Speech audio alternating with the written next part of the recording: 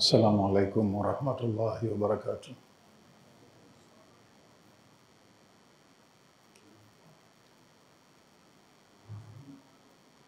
إن الحمد لله نحمده ونستعينه ونستغفره ونسترشده ونستهديه ونعوذ بالله من شرور أنفسنا وسيئات أعمالنا. من يهده الله فلا مضل له ومن يضلل فلا هادي له. وأشهد أن لا إله إلا الله وحده لا شريك له، وأشهد أن محمدًا عبده ورسوله أرسله الله بالهدى ودين الحق ليظهره على الدين كله ولو كره المشركون. وبعد،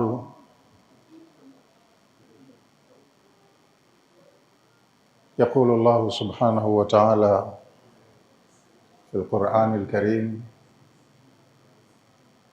وقضى ربك ألا تعبدوا إلا إياه وبالوالدين إحسانا إما يبلغن عندك الكبر أحدهما أو كلاهما فلا تقل لهما أف ولا تنهرهما وقل لهما قولا كريما واخفض لهما جناح الذل من الرحمة وقل رب ارحمهما كما ربياني صغيرا ربكم أعلم بما في نفوسكم إن تكونوا صالحين فإنه كان للأوابين غفورا. Ndugu zangu katika imani, tunazungumzia kuhusu haki ya wazazi wawili kama ilivyozungumzwa katika Qur'ani na alivyoisimamia hukumu hiyo mtume wetu Muhammad sallallahu alaihi wasallam.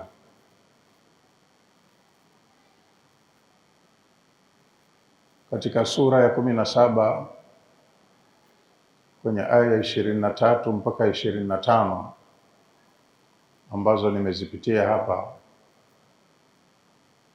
Allah amesema: wa qadha rabbuka alla ta'budu illa iyyahu, Mola wako ameamua. Qadha tunajua ni maamuzi, na muamuzi huyu hapingwi kwenye maamuzi yake. Sisi ni viumbe na yeye ndiye muumbaji wetu. Katangaza tusimwabudie yoyote ila yeye. Kwa hiyo haya ndiyo maamuzi yake. Aya hizi zilishuka katika kipindi ambacho watu walikuwa wako kwenye visa. Kabla ya kuja mtume na kufundisha Uislamu, maadili duniani yalikuwa mabaya. Kulikuwa kuna tafrit na ifrat. Wenye nidhamu na utiifu walikuwa wanapeleka taa yao mahala musimostahiki, na wale wababe wachupa mipaka walikuwa wanapitiliza katika kufanya yasiyofaa. Kwa hiyo inawezekana mtoto jinsi alivyolelewa na wazazi wake akawaheshimu mpaka akaweka daraja ya kuwaabudu wazazi wake, ikawa wale wazazi kwake yeye mtoto ni kama miungu. Lakini kwenye mazingira hayo hayo kuna watoto wengine wale ambao tangu matumboni mwa mama zao ni wakorofi. Walikuwepo pia wasiokuwa na adabu, wanawafanyia mabaya wazazi wao, wanasema nao maneno mabovu wapendavyo. Uislamu ndo kwa sababu umekuja kuwatoa watu kwenye viza na ukawapeleka kwenye nuru, ndo umekuja na miongozo hiyo kwa watu waliotamka shahada wakamkubali Mtume Muhammad kuwa ni mtume wa Mungu. Walilazimika wafinyangike kwa hizi aya zikishuka. waliokuwa na tabia zao za ajabu ajabu, aya zinashuka kuambia tabia hiyo haitakiwi, wanaacha. Wanaishi kwa mujibu wa aya zinavyowaelekeza. Kwa hiyo Allah kaleta maamuzi yake hayo, akasema Mola wako Muhammad, na kwa sababu Muhammad ni mtume, anapofikishiwa yeye huo ujumbe, yeye ndo anatakiwa awajibike. Halafu watu wengine waliomwamini wamuige yeye kwenye uwajibikaji. Kwa hiyo mtume wetu kaishi, kishamaliza muda wake, kishaondoka, lakini si tupo na Qur'ani haijapitwa na wakati, inatuambia sisi Mola wako wewe mu'min kaamua suala la ibada asifanyiwe yoyote ila abudiwe yeye. Kwa hiyo tunapaswa hii tuiangalie vizuri, tuwe na nia ya kwamba maisha yetu yote tutakayoishi juu ya ardhi hii tunamwabudu Allah subhanahu wa ta'ala peke yake bila ya kumshirikisha. Na ingawaje tumezaliwa na tunawaheshimu na kuwatii wazazi wetu, toa kwa wazazi isipindukie mipaka. Allah akasema wabilwalidaini ihsana. Wewe mtoto kweli umezaliwa, umekuja, huna uwezo, huna akili, huna elimu, wazazi wamehangaika, wakakusimamia, wakakulea, wakakutunza mpaka umekuwa mkubwa, lakini haki yao kwako ihsana, wafanyie ihsani. Na ihsani ni neno moja, lakini linajumlisha au linajumuisha aina zote za kheri ambazo mtoto anaweza akamfanyia mzazi wake. Mtendee wema mzazi, lakini usimweke kiwango cha kuwa yeye ni Mungu wa kumwabudu. Lakini pia na upande wa pili wa shilingi, hata wazazi wengine wako ambao hawana maadili na wanawaweka wakati mgumu wazazi wao, watoto wao yani. Lakini mtoto naye pamoja na tabia ngumu ya mzazi wake, kwa wale ambao wana wazazi wenye tabia ngumu, akawekewa msimamo,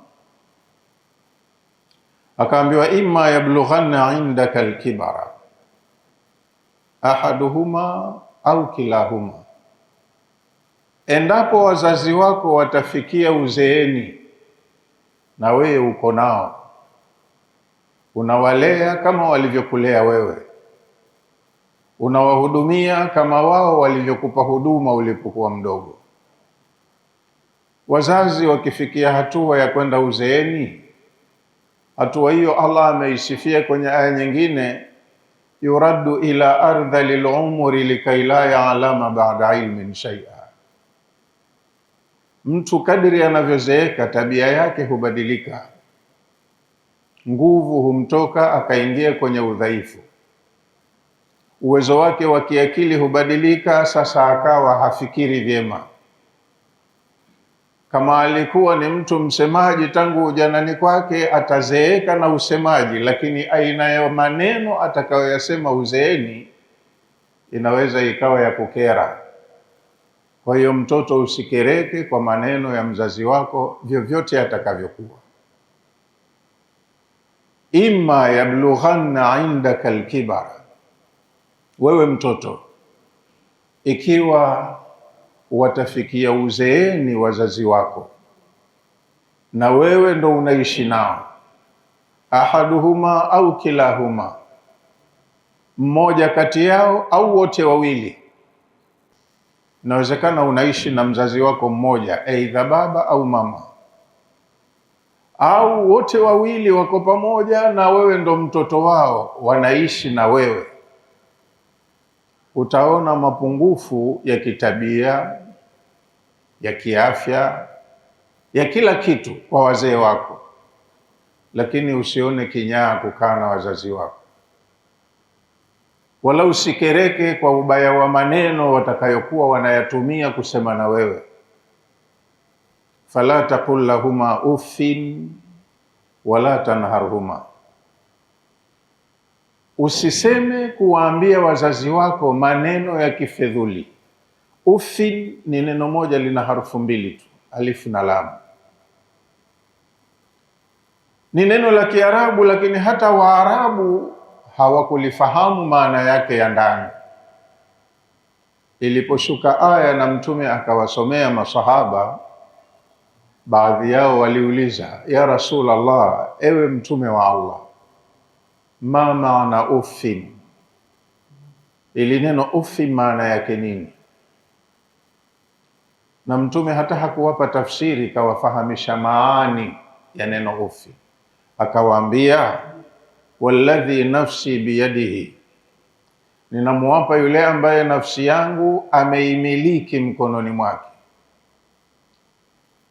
law alimtu kalimatan ahqara min dhalika, kama ningelikuwa katika uzoefu wangu wa lugha ninajua neno twevu zaidi ya hili neno ufi, kwa maana ni baya,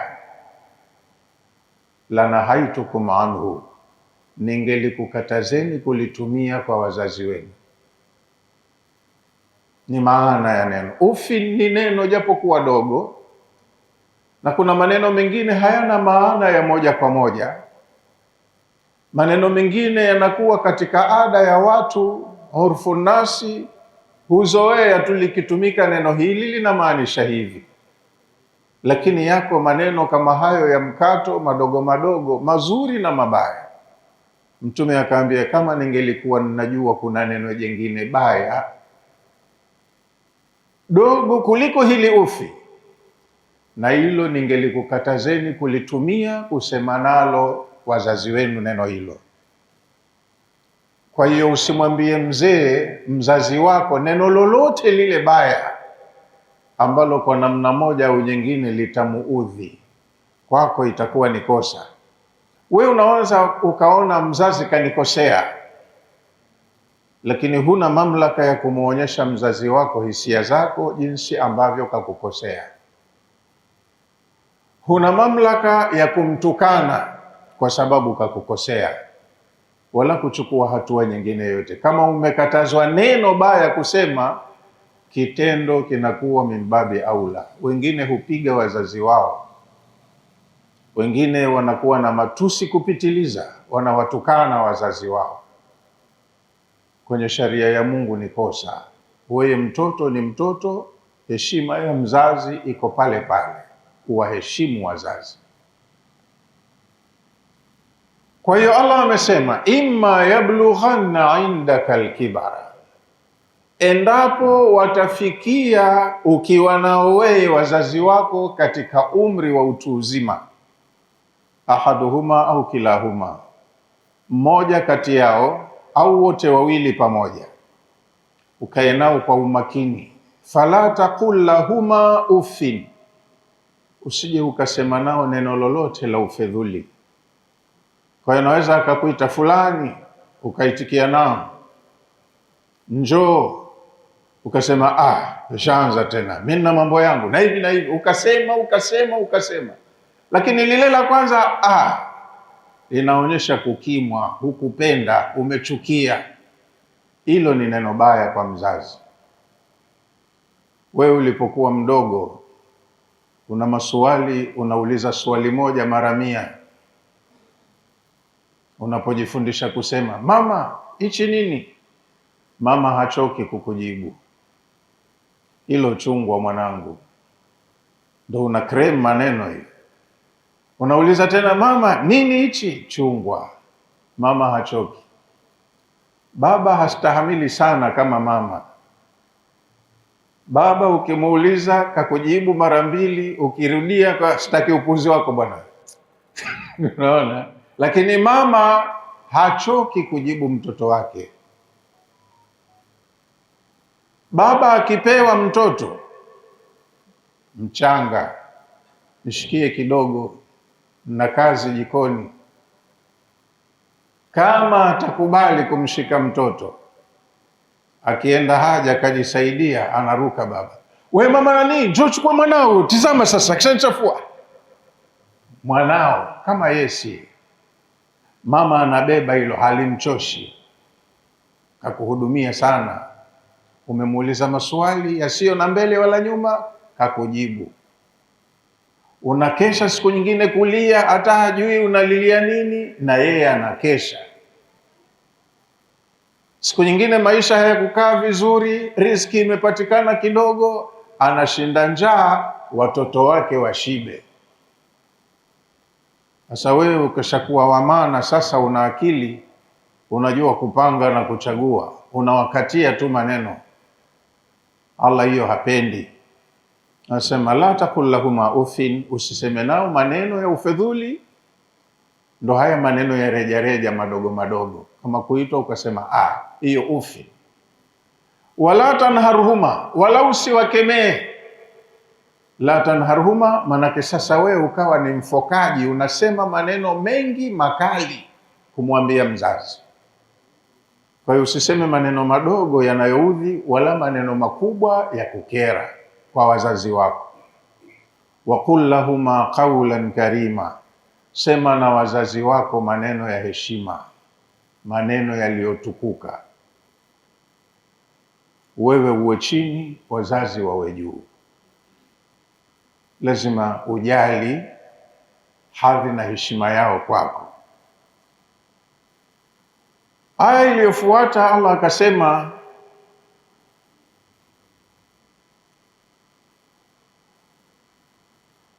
wala tanharhuma wa qul lahuma qawlan karima wakhfid lahuma janaha dhulli min arrahma, wainikie wazazi wako ubawa wa upole, udhalilifu, kwa kuwaonea huruma. Yani wewe uwe mnyonge kwao na uwe unawaonea huruma kwa hali yao walionayo sasa. Wakul, na useme kuwaombea dua, rabbi irhamhuma kama rabbayani saghira, Mola wangu warehemu wazazi wangu wawili kama walivyonilea nilipokuwa mdogo. Yoyote unayoyaona hayako sawa kwa wazazi ni madhaifu ya kimaumbile ambayo Muumba kayatamka, wanaenda kwenye ardhil umri, na wewe unaendea huko. Kwa hiyo uwaonee huruma na uwaombee dua wazazi wawili.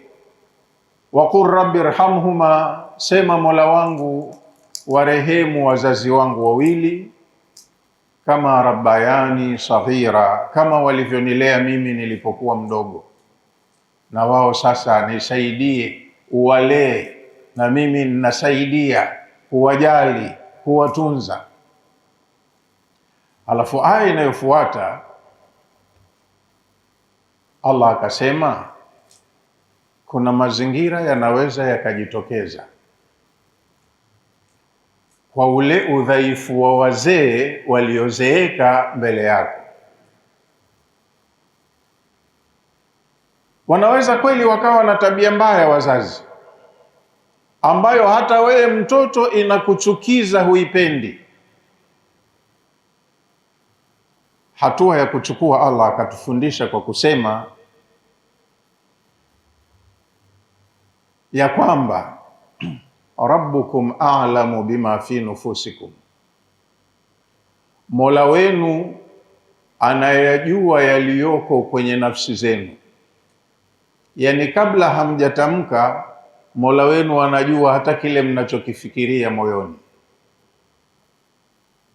In takunu salihin, ikiwa nyinyi ni wema, fa innahu kana lilawabina ghafura, hakika Mola wenu ni msamehevu sana kwa waja wake wanaorejea kwake.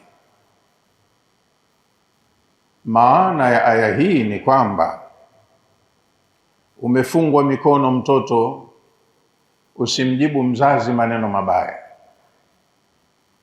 na umeambiwa usimkemee ukasema naye maneno ya juu makavu, lakini yeye mzazi akawa ana mambo yanayopelekea kukufanya wewe uwe hivyo. Kuna wazazi wengine huwa wanazeeka vibaya. Kadiri unavyomtunza kwa uwezo wako ulionao, hana shukurani.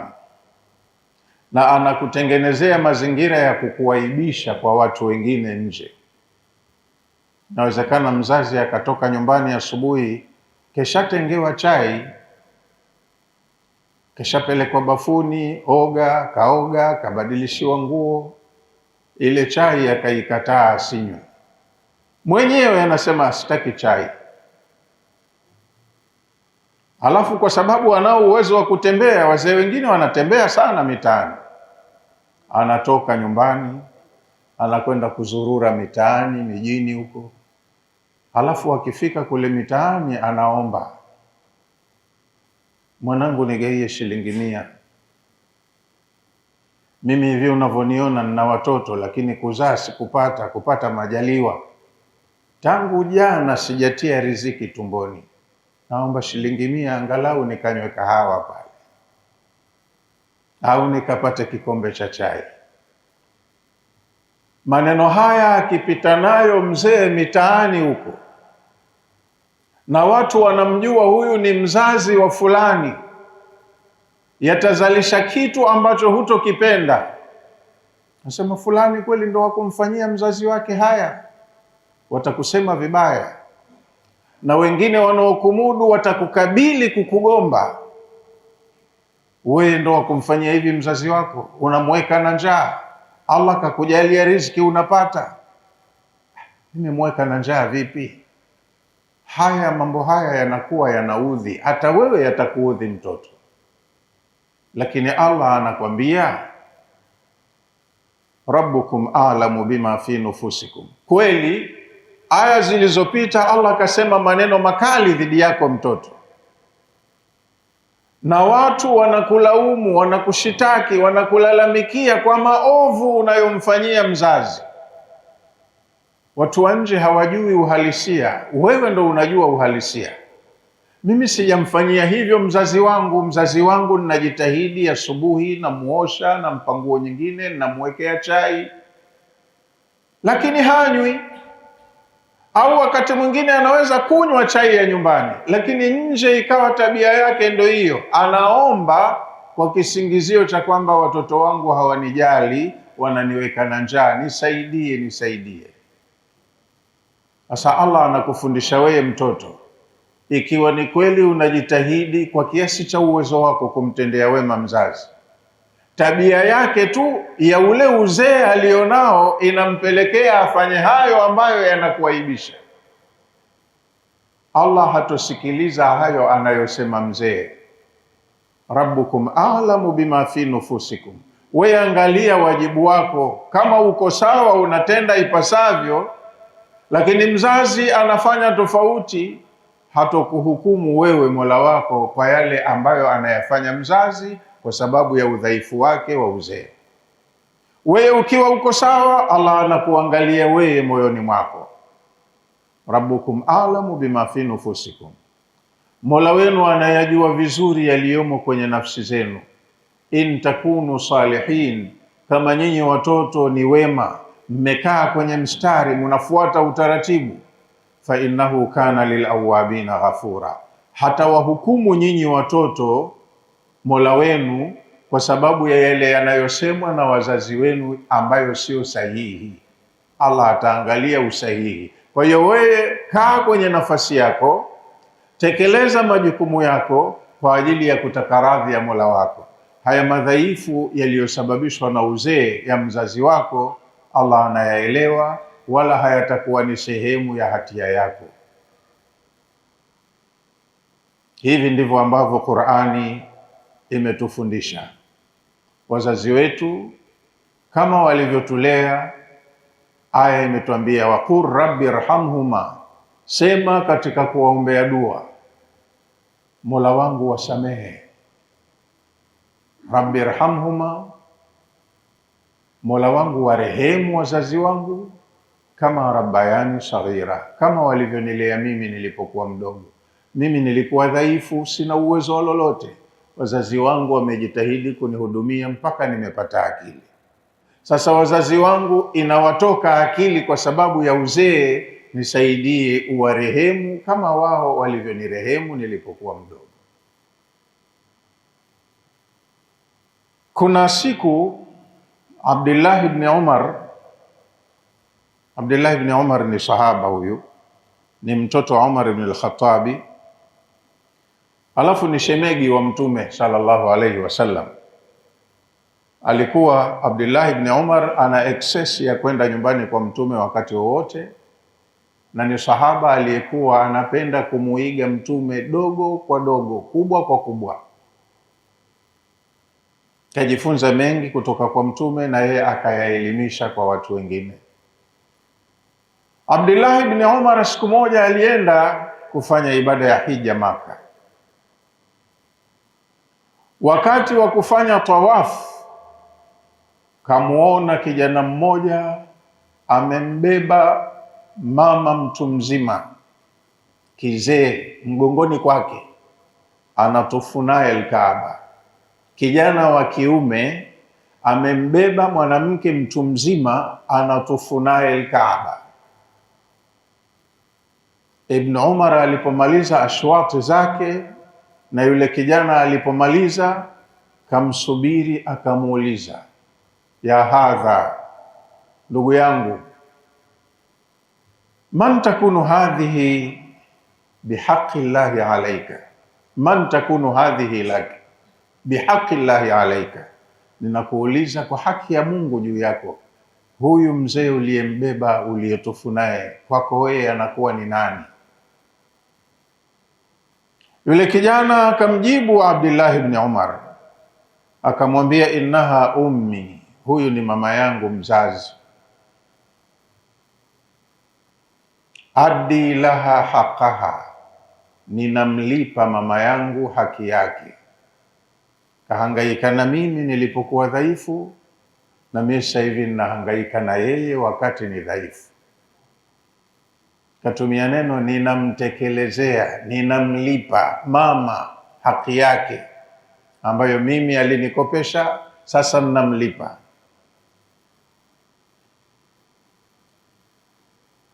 Ibn Umar akamkatalia yule bwana, akamgomba jambo katika lugha aliyotumia. Hakuchukia kitendo alichokifanya kumbeba yule mama na akatufu naye, amemkataza neno alilotumia, ninamlipa mama haki yake. Akamwambia, ya hadha, ewe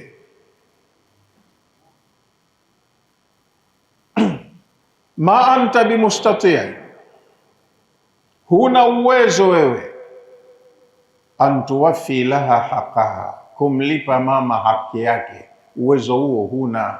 Mahma sanata biha, kwa vyovyote vile utakavyomfanyia, huwezi kumlipa mama haki yake. Yule kijana akasema, kwa nini nisimlipe? Mimi alihangaika na mimi katika kipindi kidogo sana cha udhaifu wangu, labda mpaka miaka 4. Baada ya miaka 4 mimi ni mtu ambaye ninakwenda narudi, nafanya mambo yangu, sikuwa mzigo tena. Lakini mama tangu awe na hali hii ishapita miaka 10, mimi ndo ninamhudumia.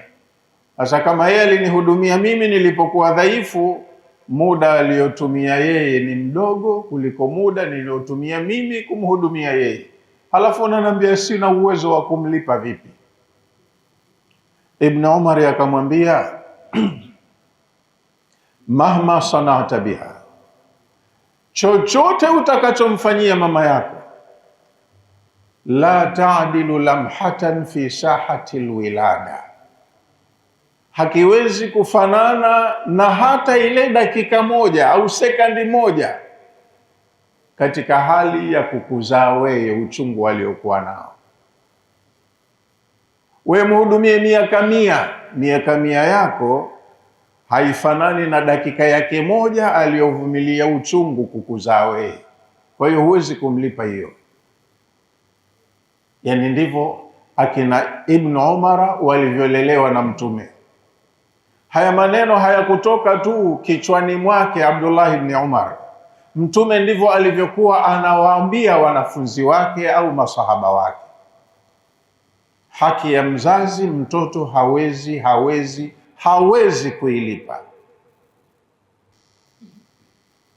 Ibn Umar aliyapata wapi haya?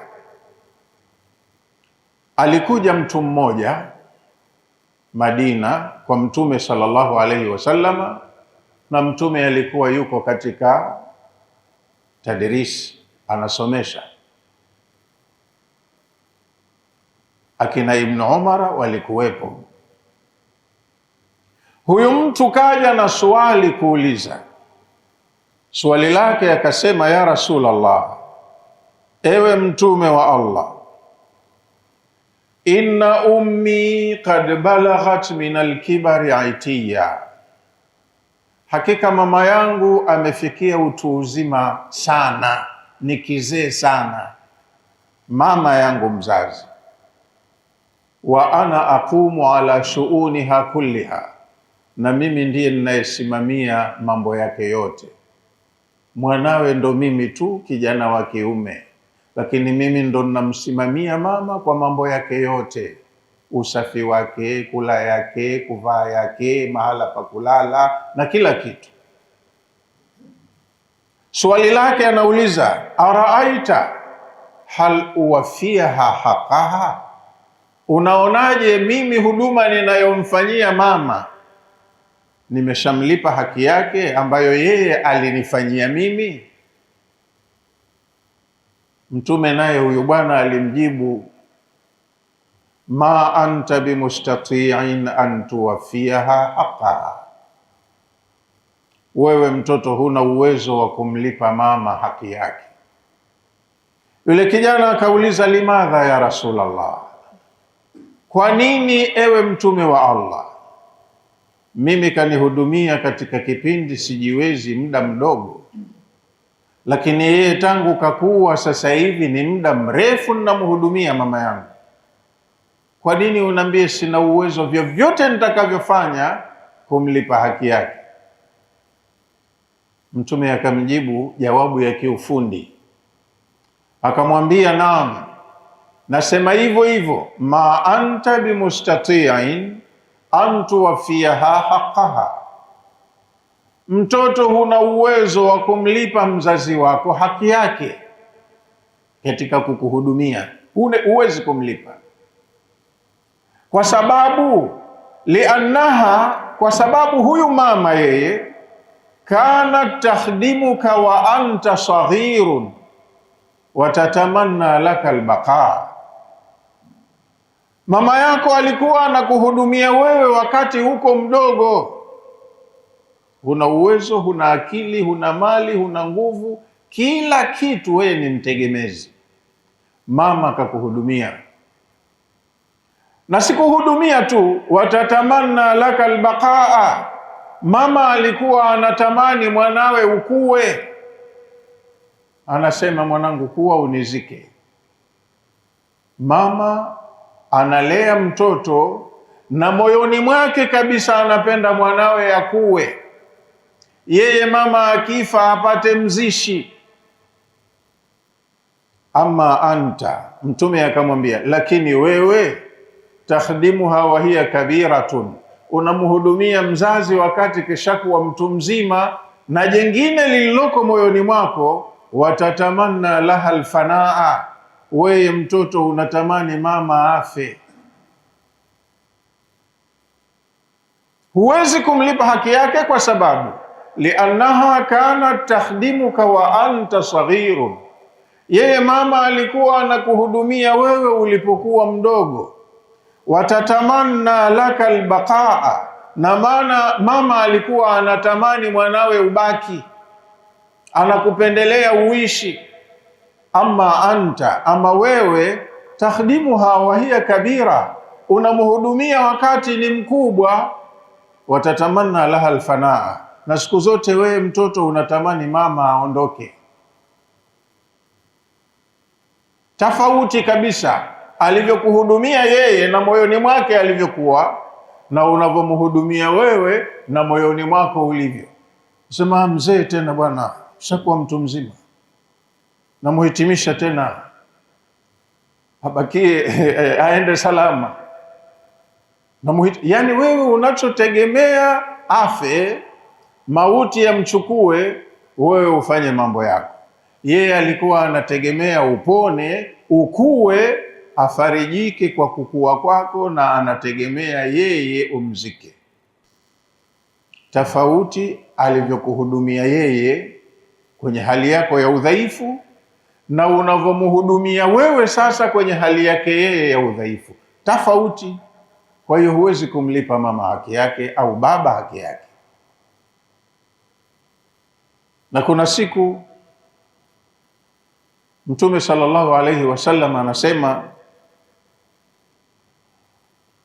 kana mimman kana qablakum rajulun salihun taqiyun, alikuwepo mtu mmoja mwema, mcha Mungu, mfanya ibada, sio kafiri, ni mtu wa kheri, katika watu walioishi kwenye umma zilizopita kabla yenu. Pamoja na kusifiwa sifa za wema na ucha Mungu, kuna amali bora huyo mtu alifanya. Alikuwa ni mtoto pekee kwa mama yake. Baba alifariki zamani na mama akazaa mtoto wake, ndo huyu mmoja aliyefikia ukubwani, na akawa katika uzee wa mama huyu anaishi na mwanawe.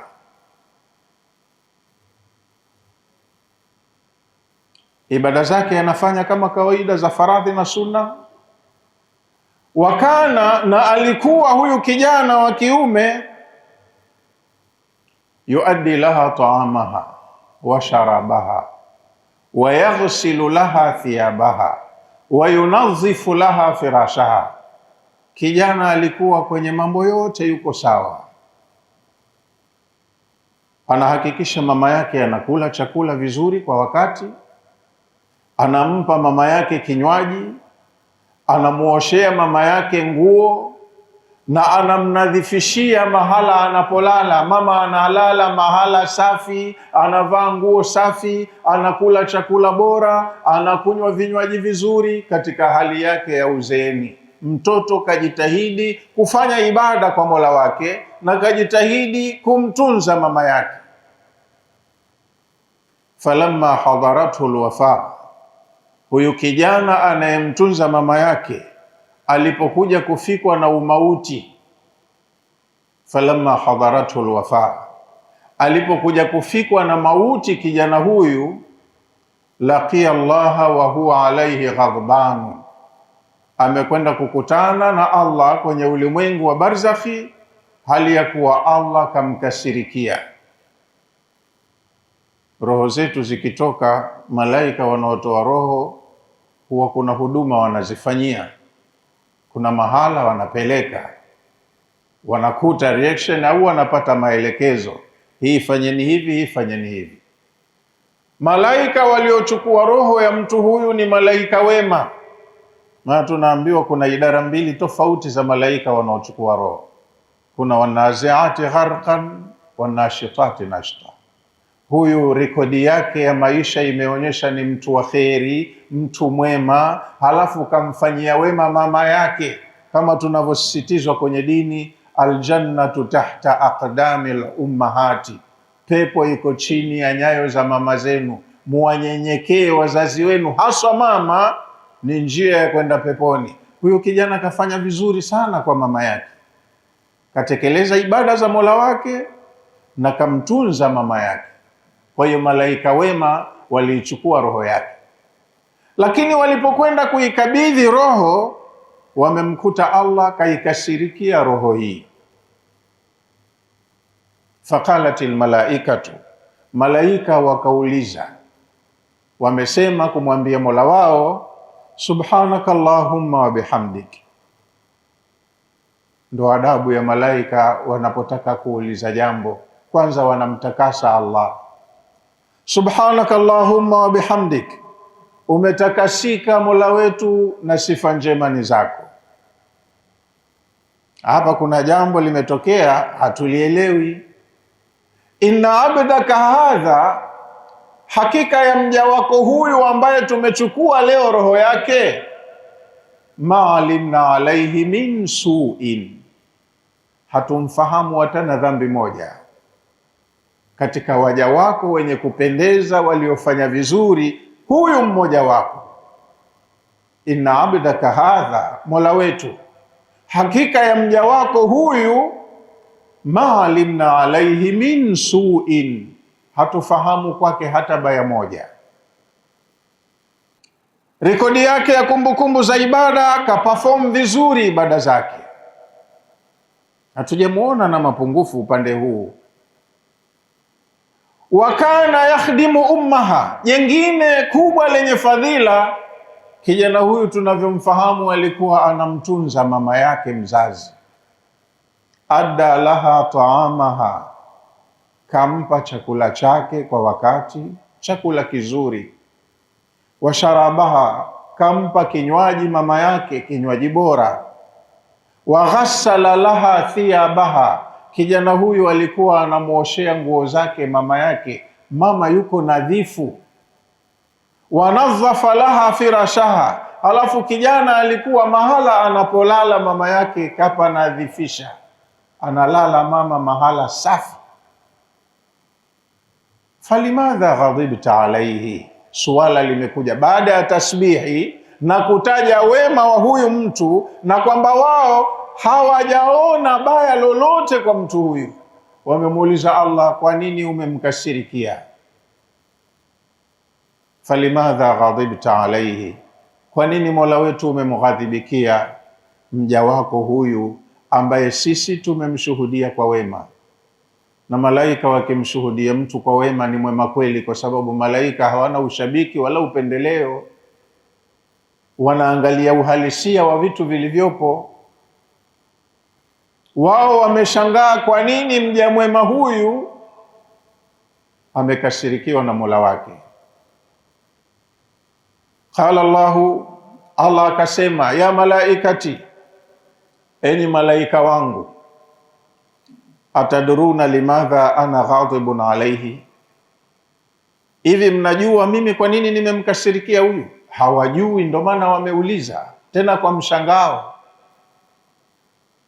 Allah akawapa the reason behind, sababu ya mimi kumkasirikia huyu, innahu ma adda laha ta'aman wala sharaban wala thiyaba illa wa huwa yaqulu fi nafsi Allahumma khudhha wa arihni minha.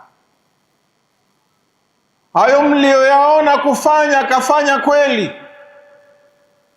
lakini wakati anafanya hayo mambo ya kheri kwenye nafsi yake ambako nyinyi hamuoni, malaika hawajui ghaibu, na Allah kawaambia hivyo, atadruna limadha ana ghadibun alaihi, munajua kwa nini mimi nimemkasirikia?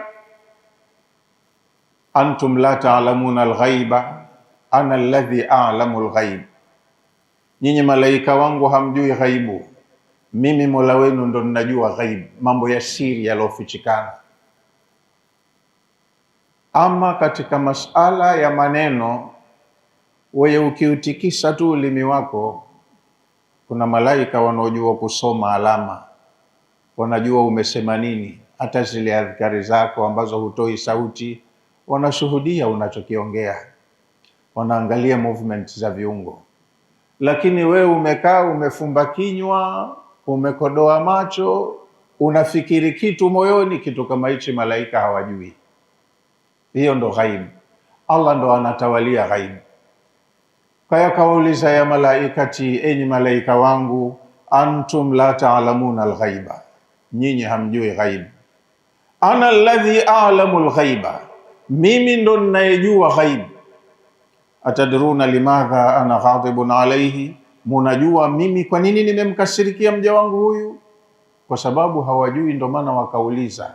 Allah akawapa jawabu, innahu, hakika ya mja wangu huyu, ma adda laha ta'aman wala sharaban wala thiyaba, huyu hakumpa mama yake chakula, wala hakumpa mama yake kinywaji, wala hakumpa mama yake nguo, illa, isipokuwa kila akifanya hivyo, wa huwa yaqulu fi nafsi, anayafanya hayo huku kwenye nafsi yake anasema maneno, Allahumma khudhha, Mola wangu mchukue tena huyu kizee, wa arihni minha, unipumzishe na mimi.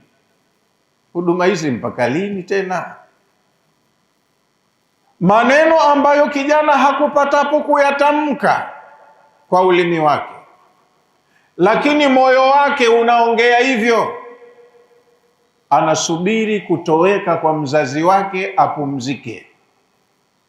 Kwa hiyo kahukumiwa kwa kile ambacho Allah anakijua. Kama anamfundisha Mungu kazi, mchukue tena na mimi nipumzike. Shida hii mpaka lini? Hasa mama anapolea mwanawe, moyoni hakuna kitu hicho. Shida hii mpaka lini? Na akisha kulea wewe, anatamani apate na mwingine, anapenda apate wenziwe, lakini wewe huduma inakushinda, unamwambia Mungu mchukue tena na mimi nipumzike, na yangu mengi yananiharibikia. Mama hakusema kuna mambo yangu yananiharibikia. Kwa hiyo tunawajibika kuwa na adabu kwa wazazi wetu, nyoyo zetu ndani ziwe safi kwao, na Allah atushuhudie hivyo. Ndio alivyosema, in takunu salihin, ikiwa nyinyi mko sawa, mko wema, fa innahu kana lilawabina ghafura, hakika Allah ni msamehevu sana kwa waja wake wanaofuata utaratibu, wanaoelekea kwake. Kwa hiyo sote ndugu zangu, sisi ni watoto, tumezaliwa. Kwa wale ambao wazazi wetu bado wako hai, tunatakiwa tuwe na umakini katika kuwaangalia, kuwaheshimu, kuwajali. Walidaka, wazazi wako wawili, jannatuka wa naruk, wanaweza wakawa ni pepo yako na wanaweza wakawa ni moto kwako. Jannatuka wanakuwa ni pepo kwako, ni fursa ya kukupelekesha peponi, in ata'tahuma, utakapowatii, wa ahsanta ilaihima, na ukawafanyia ihsan. Wanaruka, na wazazi wako watakuwa ni moto wako, ni sababu ya kwenda motoni, in aqaqtahuma wa asaitahuma, ikiwa utawakacha, utawakana na kuasi. Kwa hiyo dini haikutubakishia kitu, imetuwekea utaratibu ulionyooka. Tunatakiwa kama ni watoto tuwe na ihsani kwa wazazi wetu wawili. Ni sehemu ya ibada miongoni mwa ibada tulizokalifishwa nazo, na zina thawabu kubwa tukirudi mbele ya Mola wetu ikiwa tumezifanya vizuri. Kwa leo napenda niishie hapo, ila kama nimesikika vizuri nitauliza maswali kwenu, alafu kila swala litakalojibiwa nitatoa bahasha hii kwa mwenye kujibu akapatia. Mko tayari?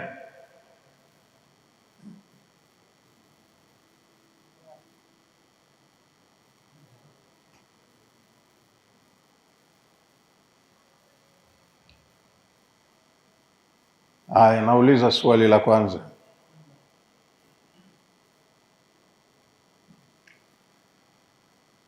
Ni aya gani nilizisoma katika mwanzo wa darasa yangu hii?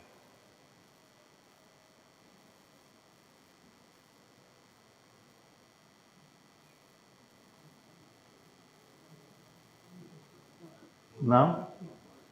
Naam.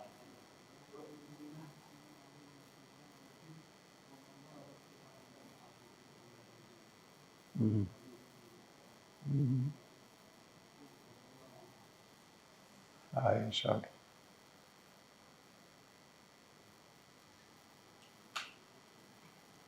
Swali la pili.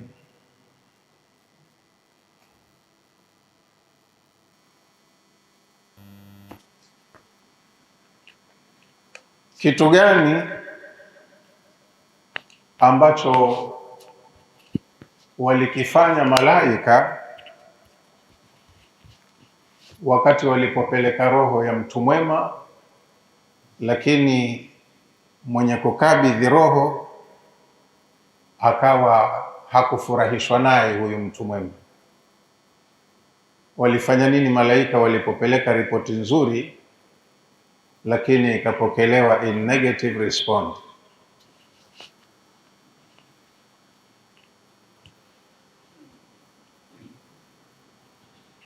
Naam Sheikh. Naam.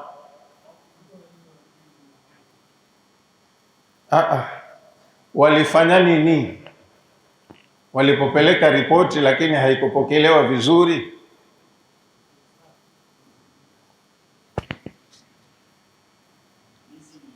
La.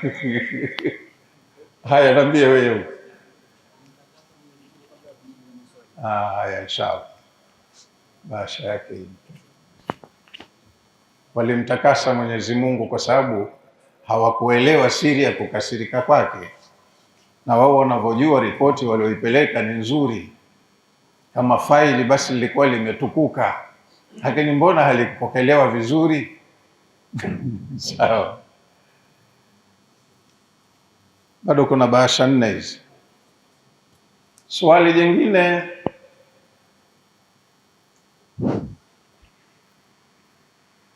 ufi maana yake nini?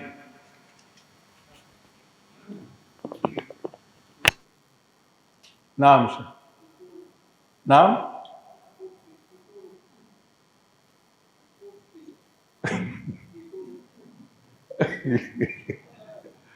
Haya, ni neno lolote ambalo utakayemsemea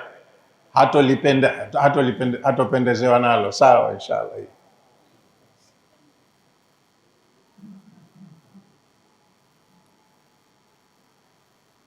Haya, bado bahasha 3.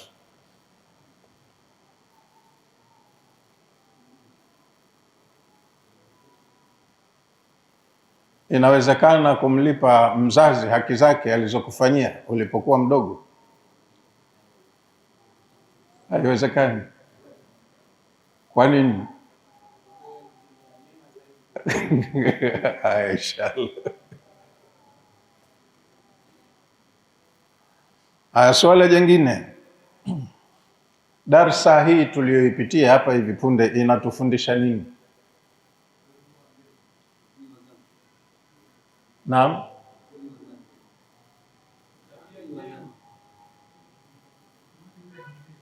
Naam. Inshallah. Imebakia moja.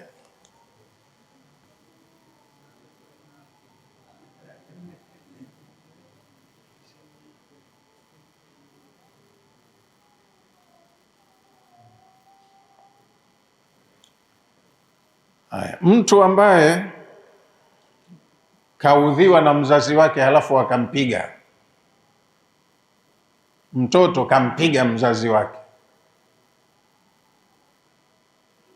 kafanya maamuzi kwamba mzazi kanikosea, halafu yeye mtoto akawa sasa ndo mwenye mamlaka ya kumpiga mzazi wake. Inapokelewaje hii kumpiga mzazi kwa hukumu ya kidini? Naam. Wewe ushajibu basi. Naam. Naam. Wewe jibu.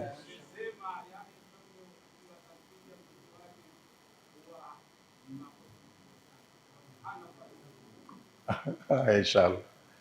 Malizie. Nimemaliza mimi darasa yangu, nampisha Sheikh Ahmad hapa aje aseme mawili matatu naye.